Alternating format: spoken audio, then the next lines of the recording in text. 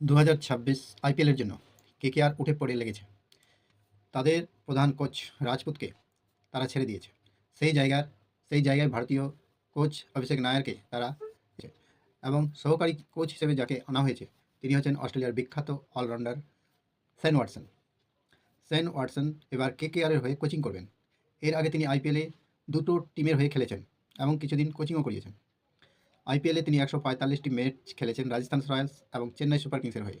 এবার তিনি কেকেআরের হয়ে কোচিং স্টাফ হয়ে এসেছেন। তিনি কেকেআর সমর্থকদের সমীহ করেন, এটা তিনি জানালেন এবং কেকেআরের হয়ে কাজ করার জন্য তিনি নিজেকে গর্বিত মনে করলেন। তাকে স্বাগত জানিয়েছেন অভিষেক নায়ার এবং কেকেআর ফ্র্যাঞ্চাইজি। শেন ওয়াটসন একজন বিখ্যাত অলরাউন্ডার। তার টেস্ট, ওয়ানডে এবং টি-20 মিলিয়ে 11,000-এর মতো রান আছে এবং 291টার মতো উইকেটও আছে। তার দক্ষতা এবং অভিজ্ঞতা এবার কেকেআর কাজে লাগাবে।